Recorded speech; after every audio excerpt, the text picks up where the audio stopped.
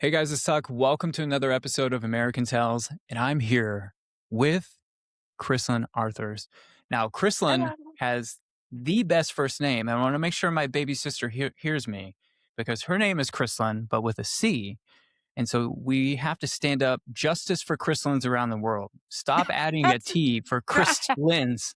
Oh, Stop adding a oh my T. gosh. And That so is so true. Oh man. stop doing it. Stop doing it to my baby sister and stop doing it to this wonderful Oklahoma artist who is from Medford, Oklahoma. 1,000 people. I know what it's like. I'm from Oklahoma. I'm from small town. And Krislyn has her self-proclaimed honky tonk PhD. And boy, do I love listening to her music, especially Psycho. That, My that favorite. that definitely brings up some vibes from past relationships, right? Where on both sides, because I think no matter if it's a female artist as a male, you can definitely just start vibing and be like, I can see that, right? It goes back and Yeah. forth. And thanks Psycho for is one joining. of my favorites off the record too. Yeah, no, Psycho's awesome. You have so much range. Like you have songs that just like make you laugh, right? And then they make you think about relationships. And then there's Mhm. just like the overall meta of life where it's, dealing with tough times. So you have so much range, and we're so excited to get to know you today. I know, and I feel like sometimes that's probably a downfall for me. But that's also the cool perks of being a songwriter first. I was a songwriter before I even started my artist career. And I love to tell my story. I love to tell other people's stories. And, I know how it feels when you might be going through a tough time or like at a happy time and you hear a song that literally just like hits everything that you're feeling and puts Mhm. it into words that you don't have yet. So um people always ask, like, what kind of box I would categorize myself in, and I was like, "I don't know. I just write what feels good. I write what I like. I write what I think other people would like." And Yeah. so it's kind of just like a summary of we could do country, we could do rock, we could do anything. So, yeah, that's pretty much Honky Tonk PhD all summed up in one. Yeah. I like how you say, like, you can never leave the trailer park behind. And what I think is Psycho too, it's like talking about like the lot lizards and stuff. There's parts of that song where I'm just like, all right, that's cool. That's cool. I know, and Uh, that's, somebody told me, I don't know if this is allowed on your podcast, but somebody told me I have balls bigger than Texas, and I said, I "Well, agree with that. sometimes it's gotta be said, and, Yeah. maybe it might get me in trouble or whatever, but, people get a good kick out of it." And actually, like, I made hats that said "Lot Lizard 4" on it, and the truckers have been eating those up, I and, can so it's imagine. So, Crystal, yeah, Psycho is one of my favorite songs right now that I'm jamming out to. So, I'm so glad that you put out those lot lizard hats for truckers. I am jealous. I definitely want one coming up for a live show of mine so I can rock it out.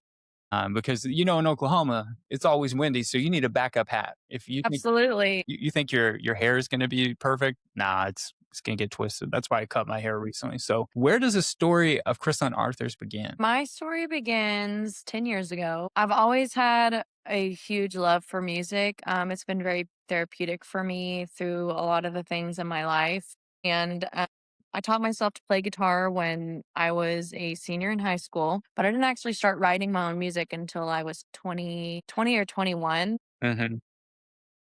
And I knew I wanted to do something with music. Music has been a huge passion of mine.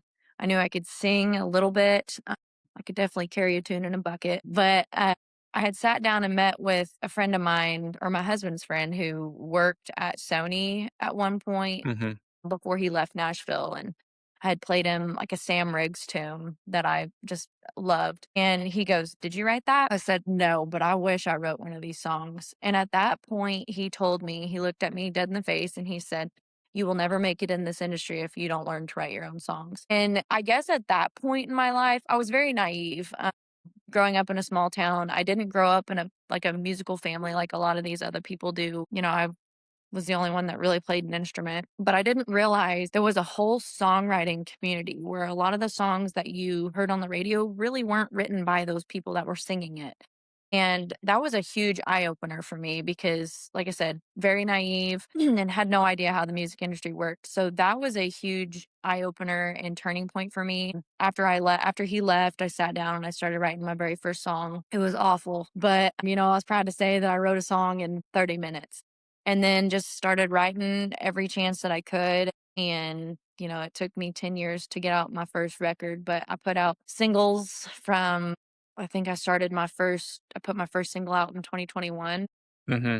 So it's been an extremely long journey for me. And in the last 3 years, that's really kind of been like when things have kind of opened up and really started turning for me. It's still a very slow pace, but I've gotten to work with some really incredible artists and meet a lot of cool people along the way. So that's really where I all started, was in an 8x8 bedroom, just learning to play guitar and twiddling in a notebook. That's where the best stories start, right?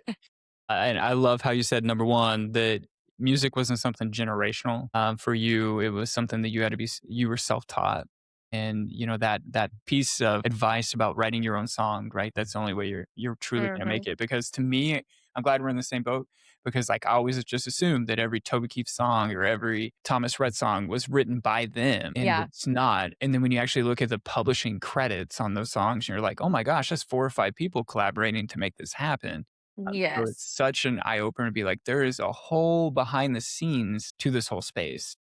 Yeah, and I didn't even know like what a publishing company was, or, of course everybody knows what a record label is, but they don't realize that there's like five other things that you have like that go into being a very successful artist. And you know, I had a really bad management deal in 2021, and it almost like completely detrimented my career.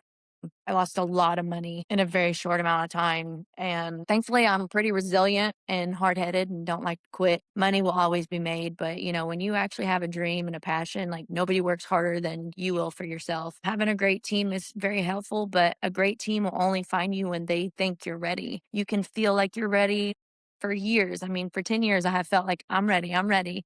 But then you look at, my streamings on online, and there's like 600 people on there, which 600 are better than none. But, a lot of people will not even consider looking at you until you have 10,000 monthly listeners, or, I've got a really good social media following. But are those people that are on your social media going to your live shows too? Like, you got to be able to put butts in seats in order to get on a big tour, or to have anybody even consider taking you on as a partner or whatnot. And that's been really, really disheartening. A lot of times it's not about the music right now. It's about your streams and your social media and just silly little things like that. Your TikTok, how you have a viral video or anything like that. But just keep working. And even as an independent artist, just do everything that you can and don't settle. Right now, there's some really money hungry people that are taking advantage of artists. And it's disappointing to see, but you can't really tell anybody anything until they learn on their own. Yeah. Sometimes it's those lived experiences that you have to go through. And sometimes we don't always take in all the advice that we should because we're just like, oh, it's going to be okay. I'm different than these other cases that were brought to me. I'm different Yeah. from those people. But I love how you brought up that the music space right now is such at an inflection point because everything is clips. Everything is some short that is somehow connected to your music, trying to get someone to become a follower, like you said, on a streaming platform like Spotify or Apple Music or whatever. But it's so much more of getting those people to come enjoy the music live, which is how music is supposed to be enjoyed as Yeah. a community. Is how do you turn like your 80,000 likes and 10,000 followers on TikTok into 1,000 people at a show, or even Yeah. a smaller venue, 150 to 300 people, whatever it may be. How do you convert those in so that they become these big advocates of everything that you're doing, Krislyn, which they will be if they're already not, if they just come to a show to hear you. Yeah. And I think it is troubling. And I think we've seen, artists even who have made it for decades talk about this, and join the logged off movement in the bigger metaverse of everything, of just being Yes. like, hey, I got to take a break, guys. Like, I'm not going to upload a video every day. I'm just working on the farm or I'm with my kids, taking them to softball. Yeah. It's not that exciting. I'm an everyday person like you. And so I think that's the hardest part right now. Who do you think shaped you the most in being so resilient as a female artist today? Hey, I love Loretta Lynn. If you want to talk about resilience, that woman was resilient. She was doing things that were unheard of and unacceptable in a generation where women were kind of expected to sit, look pretty, and kind of be silent. And, I feel like I always say Miranda Lambert and Gretchen Wilson and, I love Ashley McBride. She is incredible. But truly, if we're talking about resilience and things like that, Loretta Lynn by far Mhm. started paving that path for so many women. And I think more people, if they don't listen to her already, they really need to, because she's the definition of a hardworking woman. 100%. I always think I'm with you. I think of Miranda Lambert. She recently, co-wrote the song "Choosing Texas" with Ella Langley, which has been just international hit. You know, Yes. but seeing her in the video, and it was kind of weird for me, like growing up in Oklahoma, like you, and just seeing her just playing as the extra, really, as Yeah. a musician. And I'm like, girl, that's Miranda Lambert.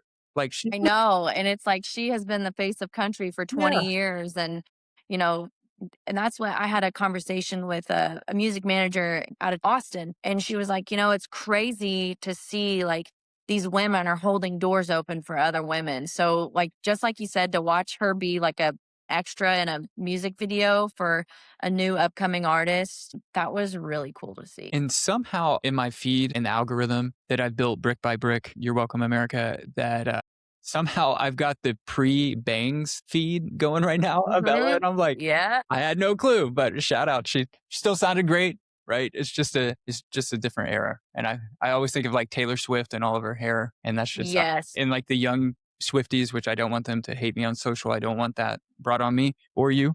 But I think about like you guys, like the young girls, like you have no idea where Taylor started, like singing national anthems for San Francisco 49ers, like, Taylor was starting when I was, Teardrops on My Guitar came out. And, it's just like, I remember being a teenager and going through what I thought was like the world was ending, and T Swift was there. yeah, And, it's so crazy to see like how her career has changed too, just over the time that she's done this. And so I know like Ella too, it's crazy to see what having a good team and writing good music can help do for your career. And she works so freaking hard. Like she's a hard worker. 100%. Shout out Madison Square Garden. I'm a huge New York Knicks fan. We just won the championship. We're so glad that we could host Taylor and Travis getting married there. I think it was only 1,000 people. And, the garden is like Only 1,000 people. only 1,000 people. The garden can fit 20,000 plus screaming New Yorkers. But how cool is that? And her latest single, I've heard on country radio. And so I've heard it on pop stations. I've heard it on like 96.5 The Mix here in Tulsa, which is, oldies and modern stuff. So I've kind of heard it across. So going back to your point, that when you write good stories as a songwriter, that they can span genres. Mhm. It doesn't matter. People just want to hear it and feel a part of it because it connects Yeah. with them in some way. So that's cool for T Swift. Full circle. I still remember the Tim McGraw song. It was Yep. so influential as a young guy. I always loved female artists. And Taylor was one of those coming up. So I don't know how she got her hair like that. I think my sister Krislyn as well kind of had hair like that. Shout out Krislyn. But yeah, T Swift for sure. I don't understand where all the female hate comes from. I Like, don't either. there's so many times I have people like, and females will come up to me and say this too. It's like, I typically don't like female artists, but I like you, or you remind me of so and so. And I was like, well, why all of a sudden do we not like female artists? Like, we don't all sit and fry in our beer, or you know what I mean? Like, there's some kick ass females out there if you would just Yeah. give them a chance, or, and I have a lot of men that come up and they're like, I hate female artists, but I liked your music. And I was like, see, just listen and Just maybe you listen. might like a song or two.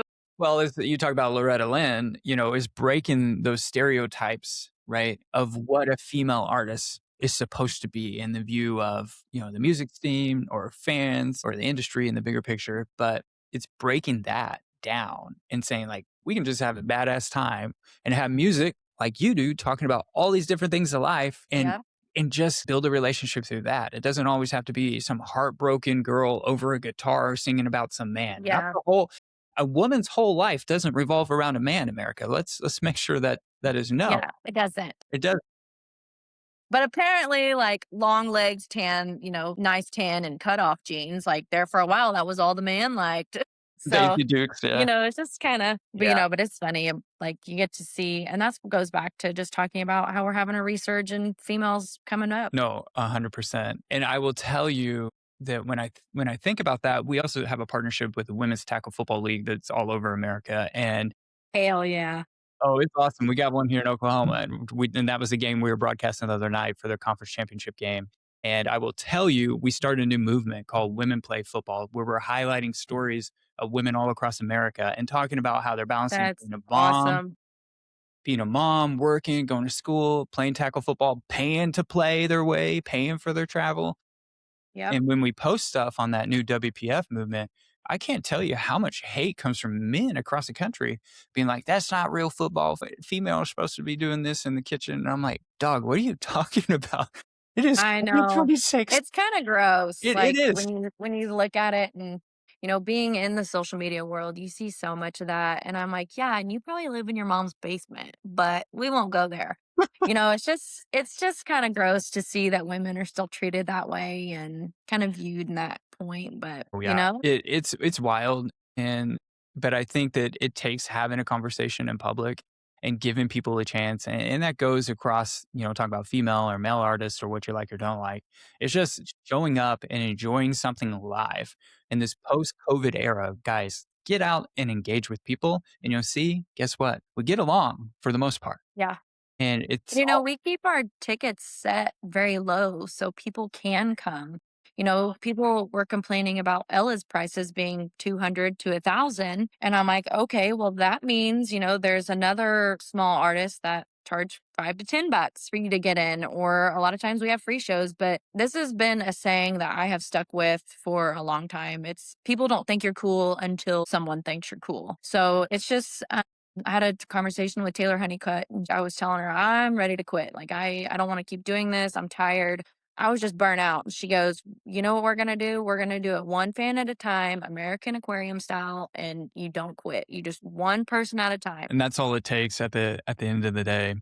Do you remember your first performance and what that was like? Yes, I played at a little bar 10 miles from home in Punk Creek, Oklahoma, at a place at the time it was called Ranshan's, and now it's called The Bump. I almost threw up. I was so nervous. I used to have extreme stage fright, but that was my first show, and that was when it truly opened my eyes that that was what I wanted to do, and that's all I've done since. Well, let me ask you this. Where do you get your confidence? Because I love the video you posted the other day on TikTok, and it's probably been a month or so when we started talking, but it was a fan who had said something terrible to you, and you just screenshot the comment and then you just put a performance, like a performance of you. And I was dying laughing. I was showing my buddy Cody, who does booking for me. I was just like, this is what I'm talking about. We need more confidence like that. I guess it just comes from I've always been very strong-willed. I've always kinda I don't wanna say I've always known what I wanted, like, but I'm always one that you're not gonna bully me, and you're not gonna, try to tear me down to make yourself feel small, like, to be bigger. And that's just something that I've always been really passionate about is you're not gonna hide behind a screen,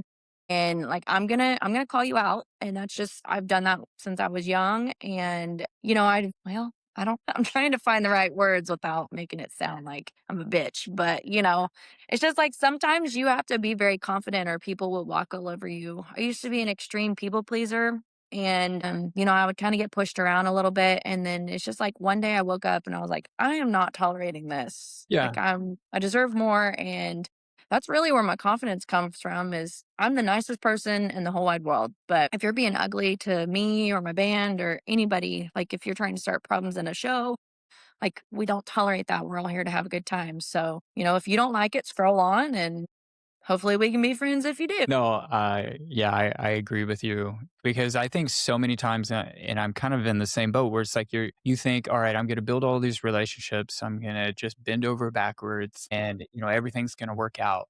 But there's so many times in life where you're presented these people that you think are going to be authentic back to you in return, and then they don't open the door. They're just holding the keys, Yeah. dangling the keys to the door to that next level or next phase of your career or development. And they're just dangling it, knowing that you want them. And then somehow you've got to find the courage to go, you know what? Put those back in your pocket because I'm going to find a way through that damn door one way or the other. And if it Yeah. means getting the pitch axe out of the garage or the shed and not and tearing it down, I'd rather do that. And it might take me longer than what you're offering or supposedly offering, but I'm going to feel a lot better about doing it my way than continuing to fall down this path with you. Yep, and that's exactly what my career has been for the last 10 years. Like I said, I signed that really bad management deal, and that took a lot of confidence from me. It's just like they tried to tell me that they handed me an event on a silver platter, and I was like, Nothing in my career has ever been handed to me. And, I'm all about proving people wrong.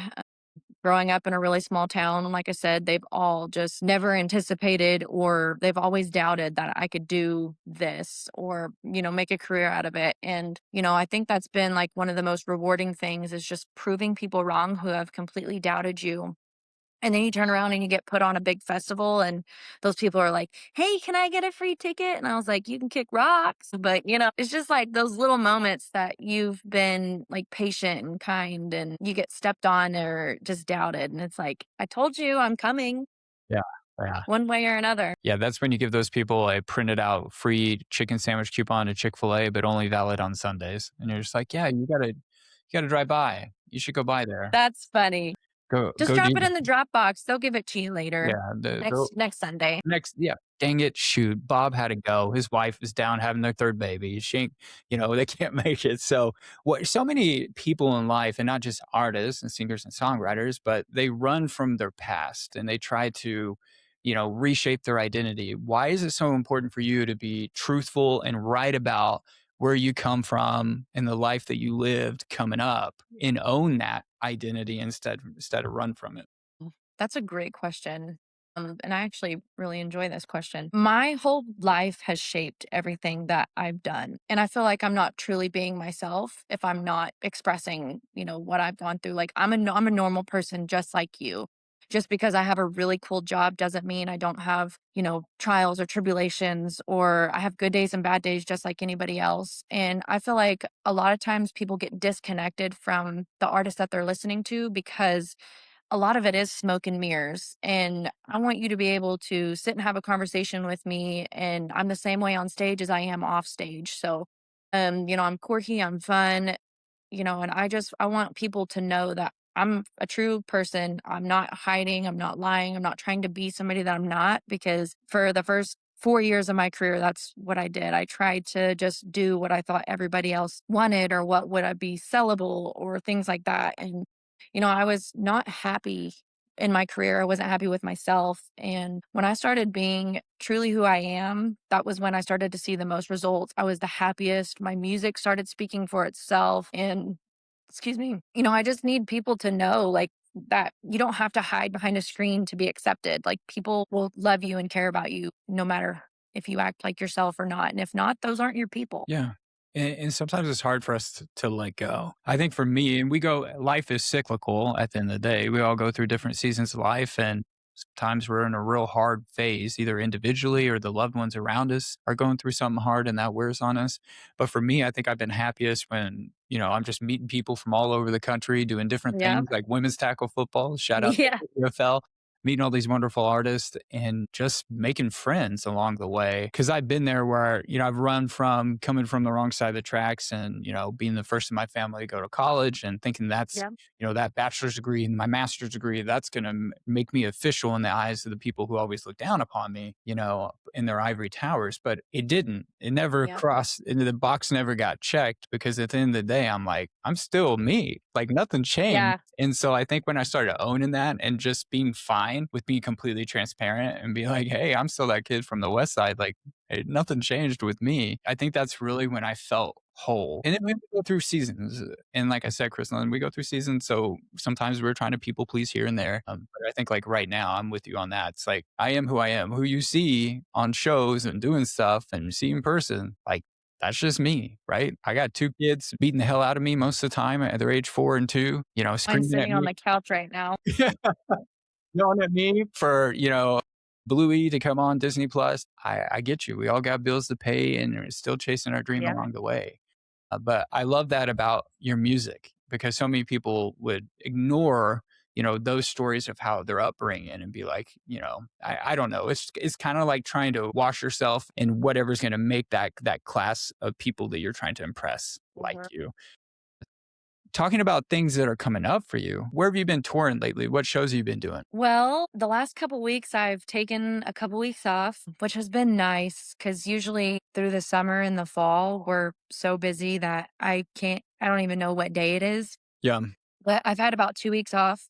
So we've been hitting Kansas and Nebraska a lot lately. We've spent quite a bit of time in Texas this year. We haven't been in Oklahoma in a couple months, but we'll be headed to Arkansas, Nebraska, and Kansas. Kansas Mhm. next week, Nebraska the following week. And then I think I have a week off and then to Arkansas. So we're actually getting out there more regional than local. And that's been a huge blessing.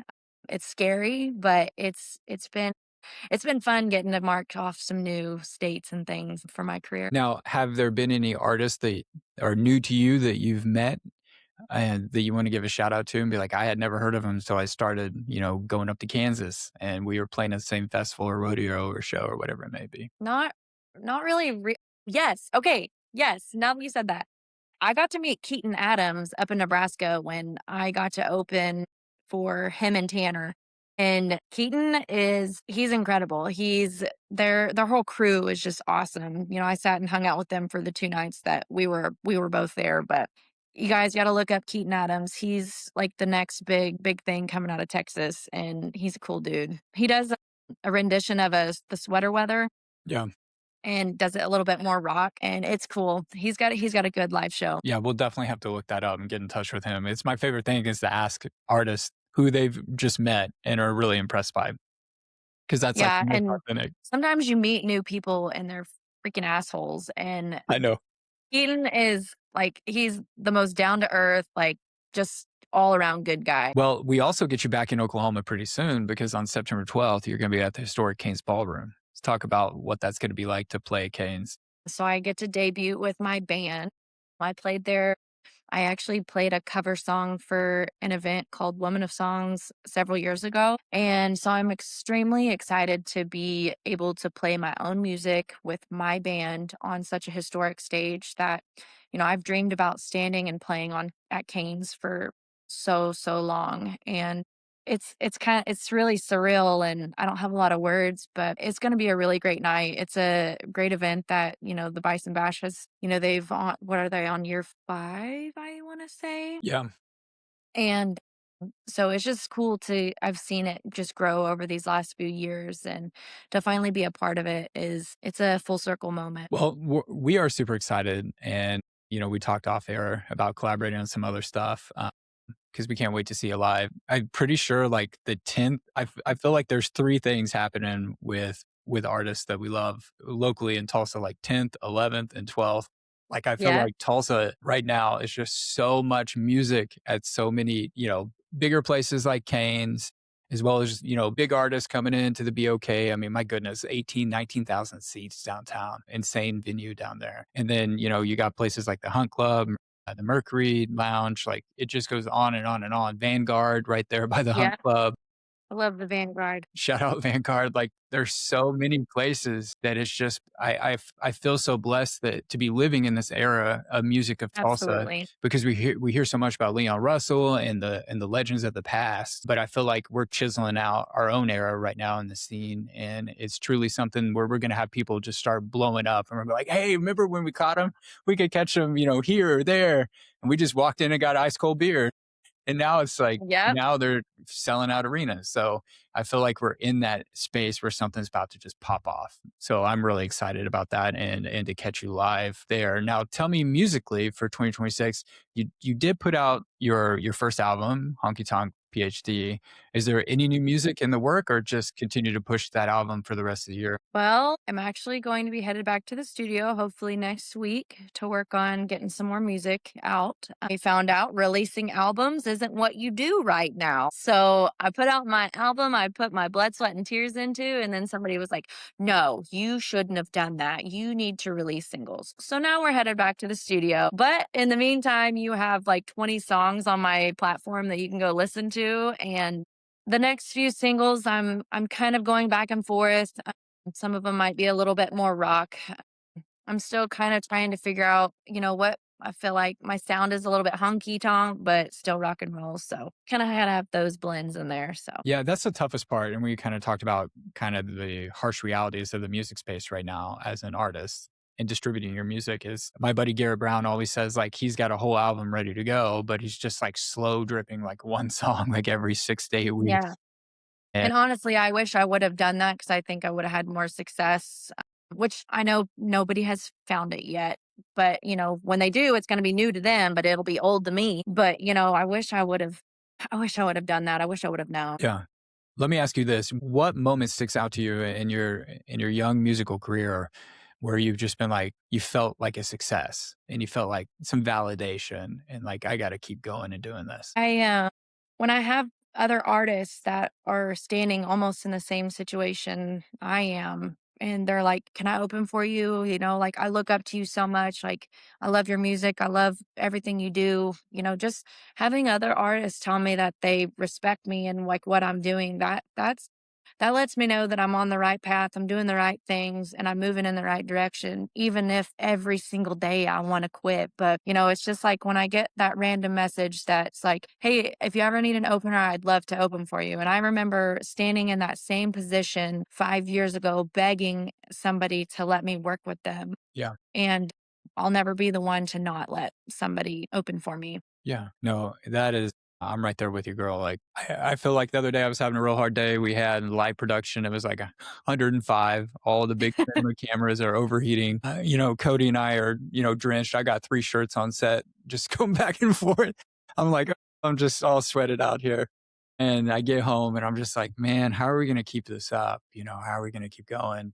And then I get a message later that night, that was just like, hey, I'm trying to do what you're doing. I listen to everything you do and like you're helping me get through this tough phase of life. And I just start crying, overlooking the Instagram DM. Yes, And I'm just literally. like messaging back. I'm like, thanks so much. That means a lot. Like I'm just trying to figure out life, chasing this part of my dream and being there for Yep. my kids and balancing that. And you get that. And, Yeah. dealing with the loss of my dad, which was a year ago, and still trying to be put together.